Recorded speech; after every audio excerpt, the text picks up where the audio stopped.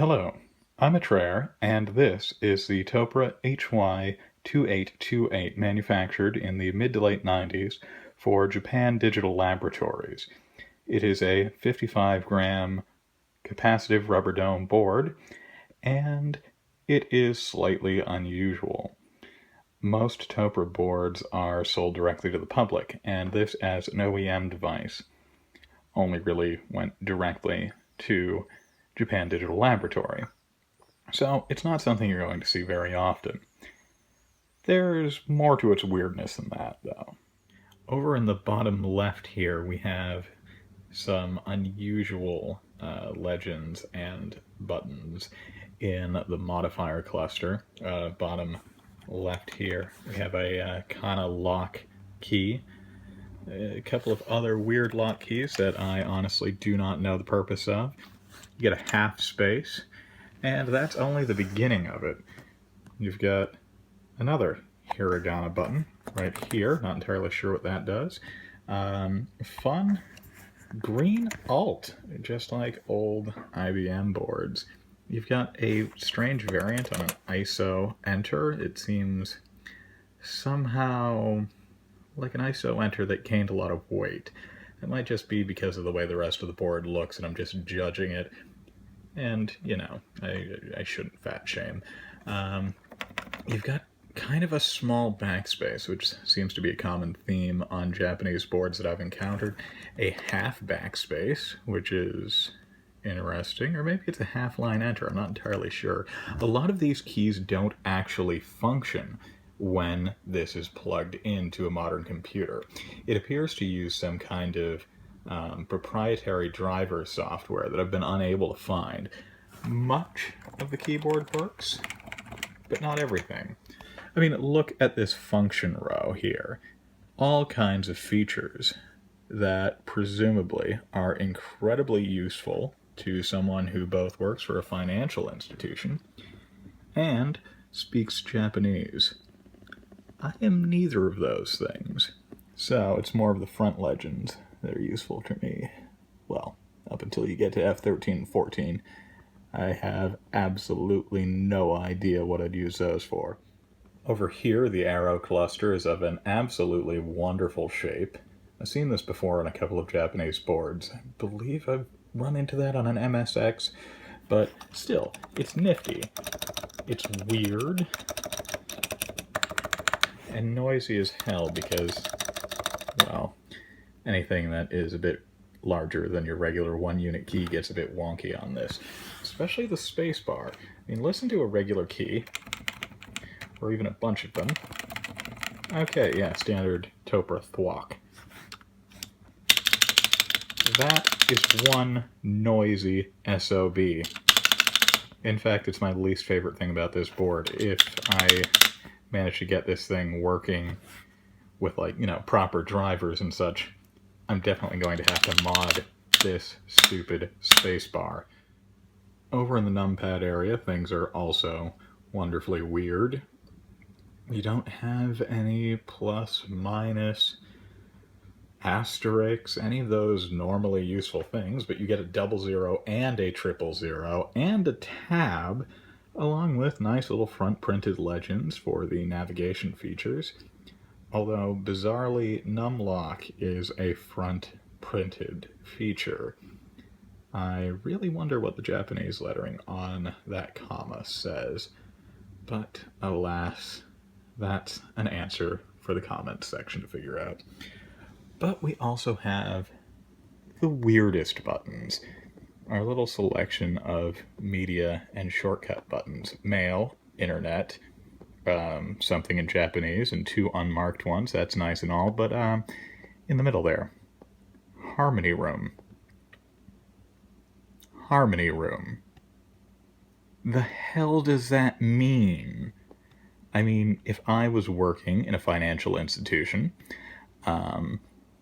and slaving away to try and deal with the movement of thousands, hundreds of thousands of dollars, yeah, I might need some harmony every now and then. But I'd also figure that the nice little feeling of Topre, the enjoyment of cup rubber, would serve me well enough to not require harmony room. But you know what? Maybe just hit this, and bam, the incense starts burning, and you can feel peace in your soul. Probably not. It's not IBM. Over on the back here, well, it's solid build quality. Doesn't feel like it's going to fall apart anytime soon. And nicely, you have a detachable cable with decent cable routing. That's always a good feature.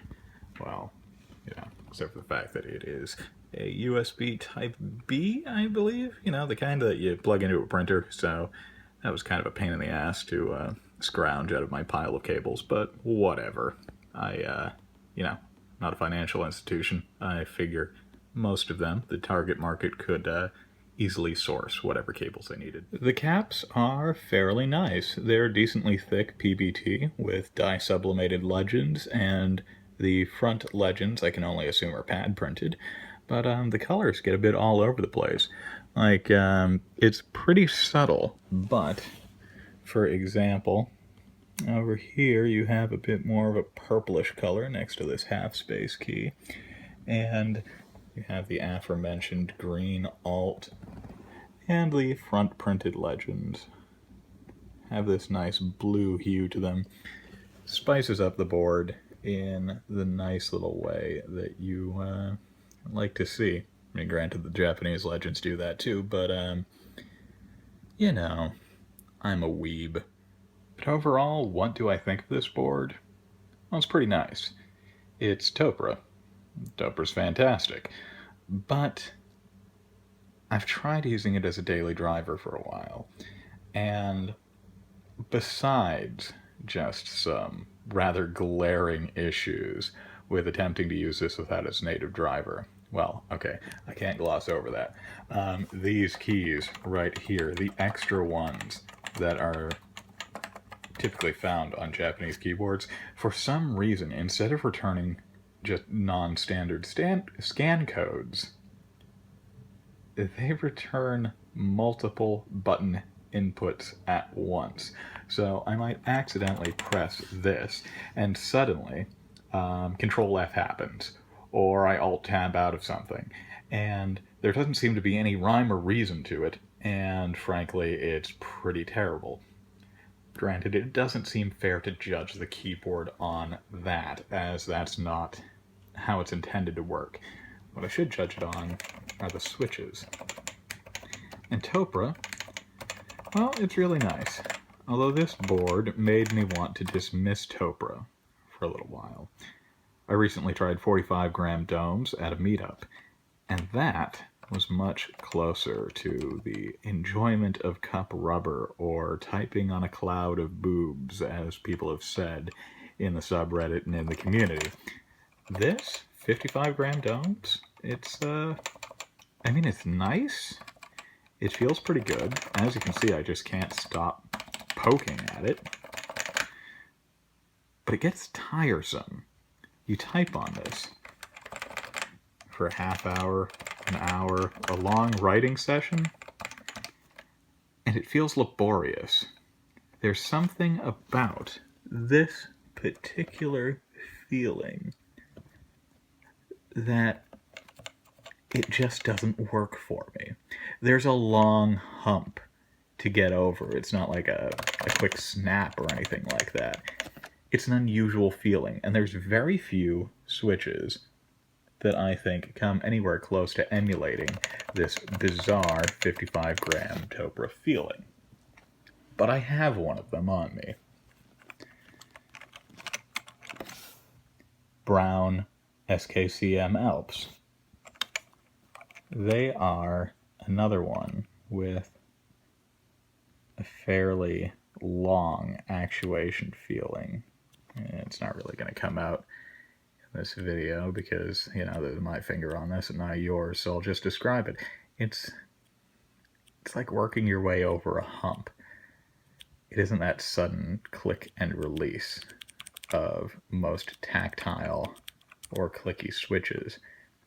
In this, it's because of the fact that instead of using a tactile leaf or a click leaf, you have a dummy switch plate. So 2 switch plates in here. And since those aren't specifically designed to create a sharp tactile sensation, they don't. This, I think it's just because of the nature of the rubber. It's just not something that gives all at once. It gives gradually. It gradually inverts. But that's not necessarily the case for rubber domes. And I'd like to show you a counterexample. This is the typing module from a Silver Reed EX43 typewriter. Now, a lot of these caps aren't original. They are ripped off of some Televideo terminal that I junked because the switches were absolute shit. And they looked kind of nice on this, so I figured, make it feel pretty. But this is a rubber dome keyboard, but it's the opposite principle of Topre. Listen to this.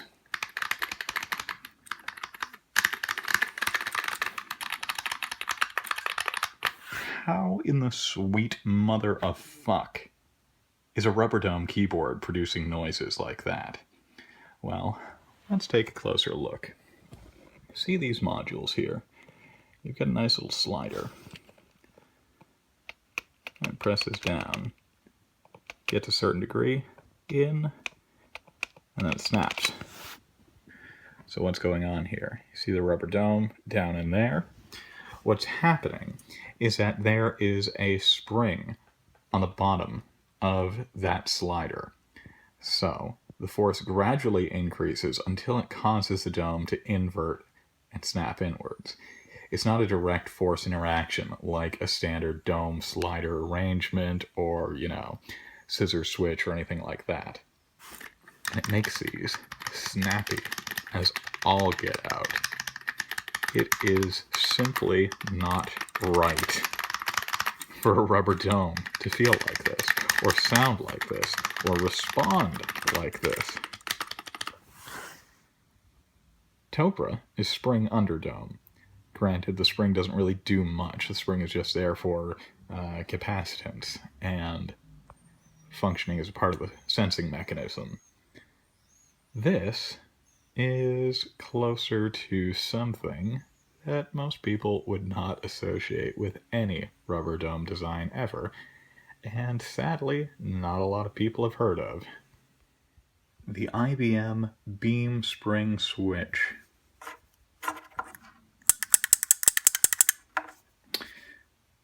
This thing is absolutely goddamn legendary. If the Model M is the grandfather of all clicky and wonderful switches, and the Model F is Atom, the first, the only thing able to compete with the legendary SKCM Blue Alp switch, this is God himself.